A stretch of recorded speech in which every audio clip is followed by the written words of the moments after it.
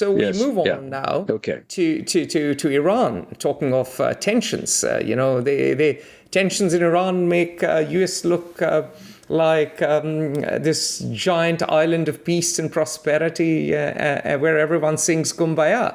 So tell us more about Right. Iran, since Right. you've studied that part of the world in great detail. Well, I don't know if I would go that far. The terrorism, yes, Iran as a secondary consequence, but I'm not an Iranian specialist by any means. Nonetheless, um, I thought it is significant to focus attention on Iran before anything dramatic happens. There are major stresses in the society. There are issues that are eternal with Iran. I'll touch upon some of them. But the reason I think Iran is significant is for what will happen over the horizon, not what is happening today, but relatively soon. The Ayatollah Khamenei, the supreme leader, is 84 years old. And he may be robust, but he's 84 years old. A little older than Joe Biden, than Uncle Joe Biden. He's much older than Joe Biden. Please, no, not much. No. He's much older than Joe Biden. Al Pacino, who is, I believe, 83, became a father yesterday. The actor. Well done, Al Pacino. His current I'm sure bride, Viagra sales have gone up. His current bride is 29, but my wife pointed out, well, whatever else one may say about this birth, Al Pacino probably won't live to see his son's 6th birthday. I mean, statistically, the odds go down pretty fast. And Khamenei is 84, so he may be robust and he may be around for a while. But there is a looming change of leadership, which in the structure of the Iranian government will be a leadership crisis. There's no really plausible process of succession, just like many monarchies messed up, or at least the Roman Empire messed up. No matter. Yeah. So what will happen? Just let me quickly point out that since 1979, Iran has had rule of the mullahs. And yes, they have elections, and those elections are relatively more fair than many of their Arab neighbors. But those elections are still controlled experiments in democracy, which means that, yes, governments come and go, but the real power always lies with the supreme leader. It was Khamenei who was the father of the revolution, Ayatollah Khamenei, Ruhollah Khamenei, and of course his successor now, the 84-year-old bearded chap, is in charge. And once this person goes, there isn't a clear process, unlike the Vatican, of electing a new pope. So there's always a threat of knives being sharpened in dark alleys, and literally a civil war breaking out. Yes. Within the ruling elite, or at least cabals jostling for power, if not civil war. And for two broad reasons. One, the succession, lack of succession apparatus, and the likely backstabbing, probably literally, and clash for power among various factions and segments within the power elite. And why are they the power elite? Not still, I mean, as always, because they are the ones who have all of the guns. If you have the monopoly or the preponderance of force, you make the rules. And so power does flow from the barrel of a gun, huh? It's absolutely. I was just going to exactly say that. That's the case.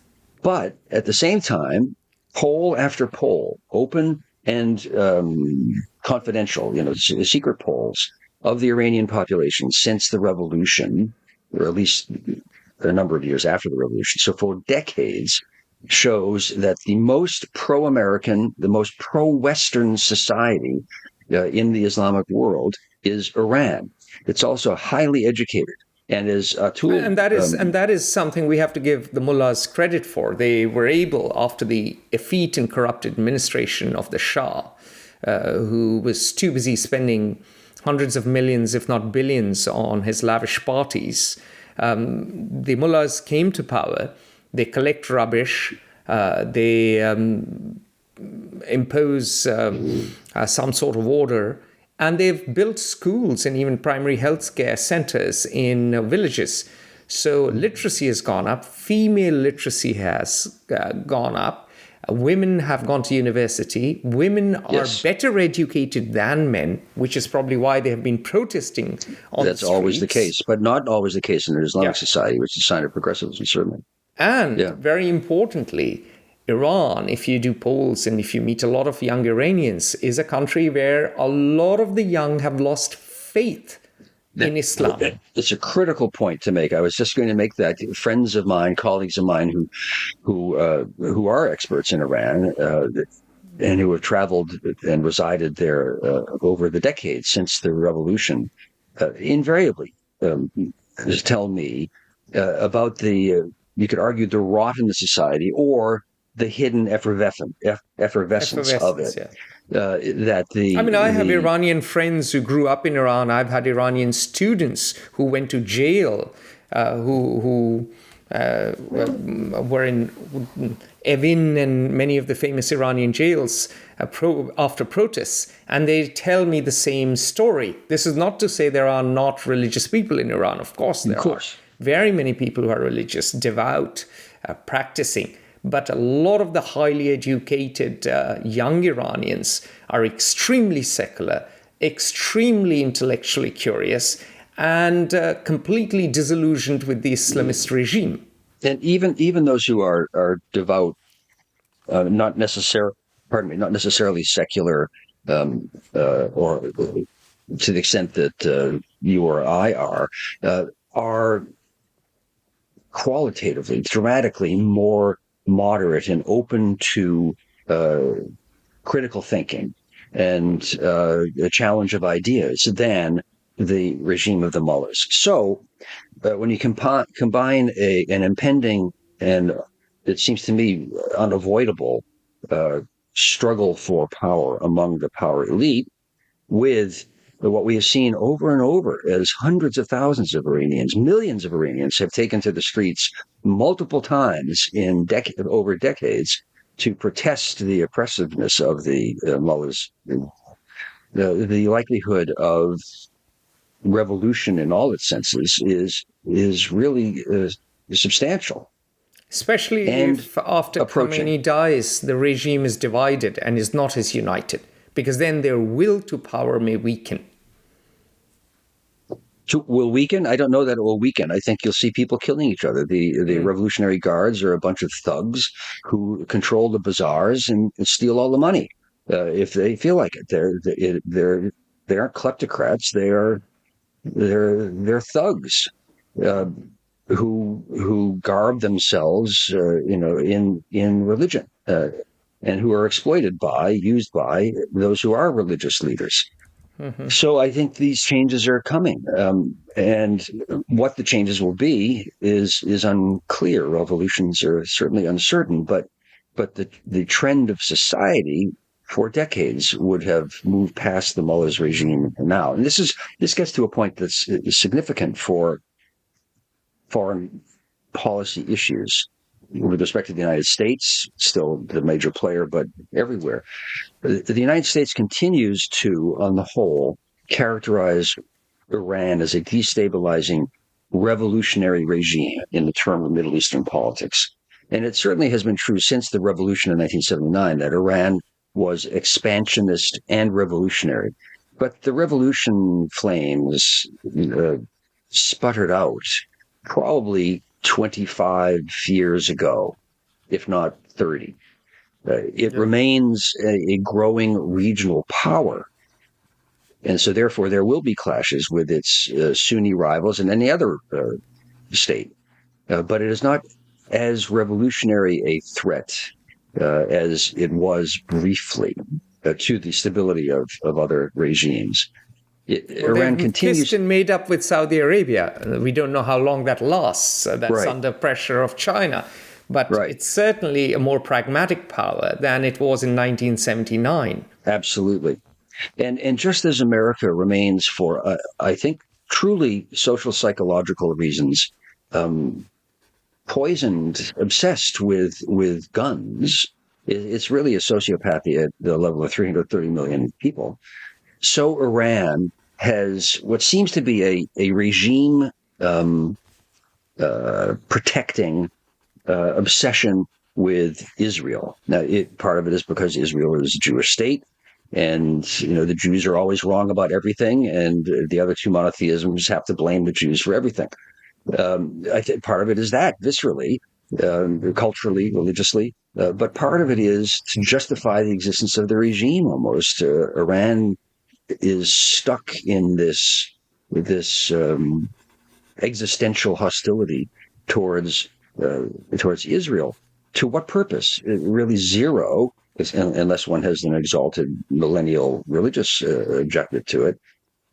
And I suspect, I hope I'm not only projecting my hopes, that with a regime change, that this could ease.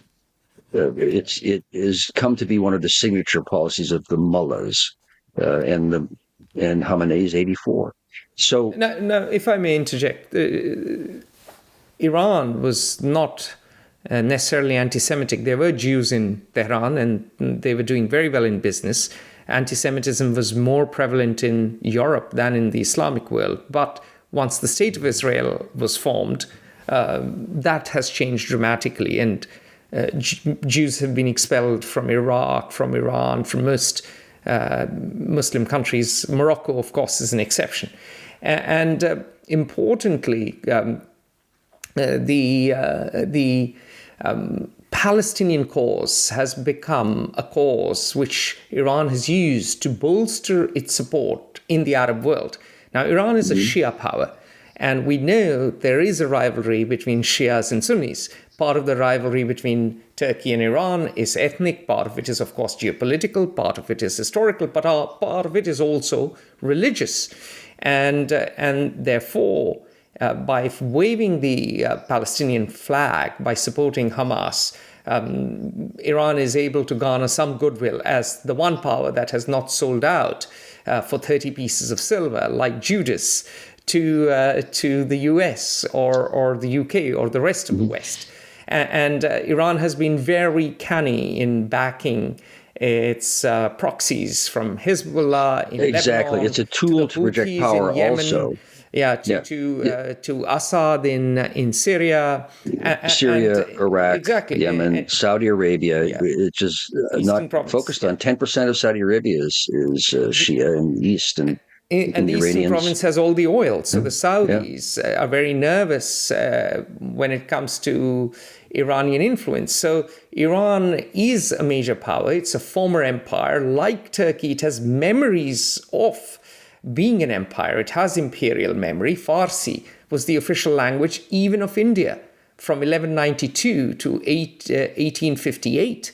That is very, very, very recent. So Iran plays an outsized role in the Middle East and is a major regional power and will be in the days to come. So why would we care if Khamenei were to die and there would be a clash of power and the regime evolve or change somehow?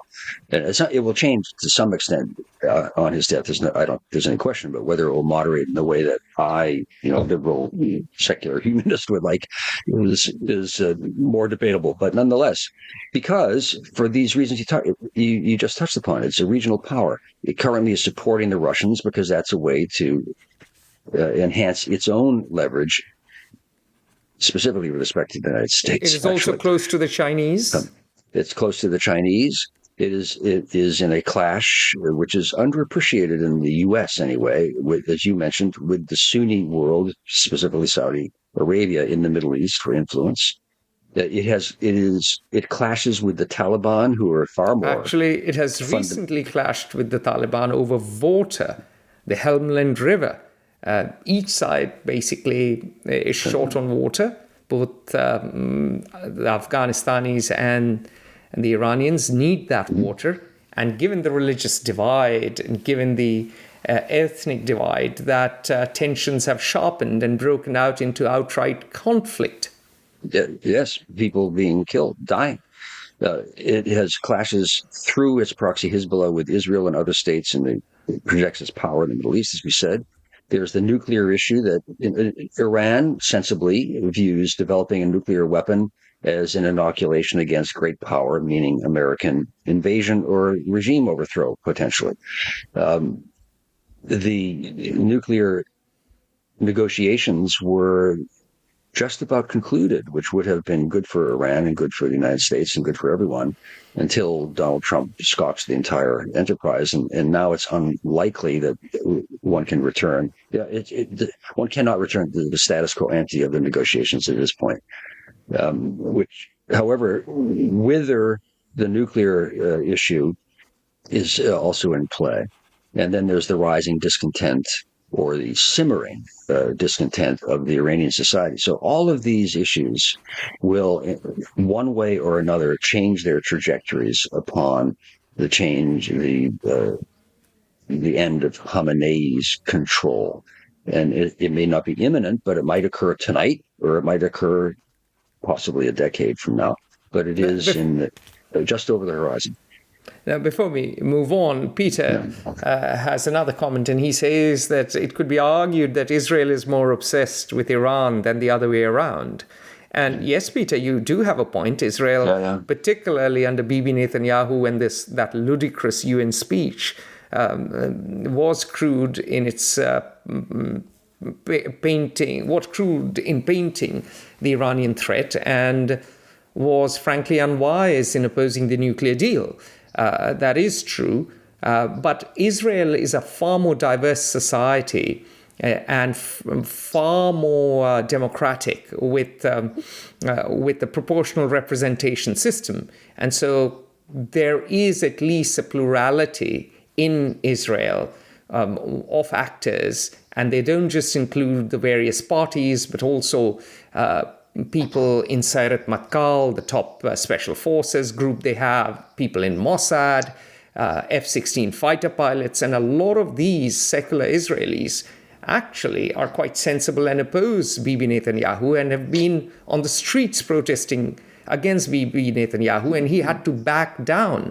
That is not the case in Iran. You'd be shot, even if you were, Sayeret Matkal or Mossad or an F-16 fighter pilot. So that's the fundamental difference between Israel and Iran, that Israel has some mechanism of accountability and control, and of course succession from one political leader to another.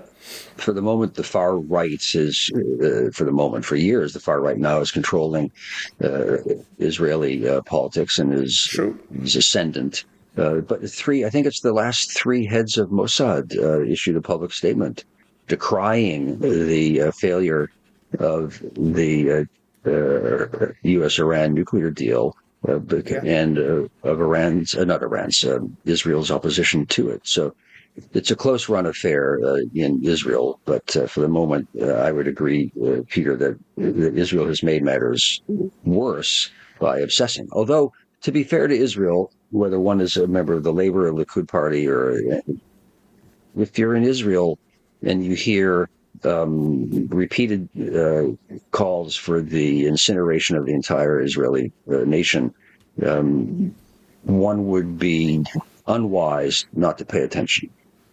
Exactly. And also one would be unwise not to conduct operations in which nuclear scientists mysteriously die or not so mysteriously die. So it's like the Ukrainians say, those Russians just smoke everywhere, apparently. Anyway. We shouldn't laugh about assassination. That is not a good thing. Yeah, we should be nice Puritans like your ancestors. Right. Do murder seriously and with a straight face. But always honoring contracts. That's the whole thing. Exactly. Legalism is important. Let's move. Let's talk about water. Join the conversation at Fair Observer and subscribe to our YouTube channel.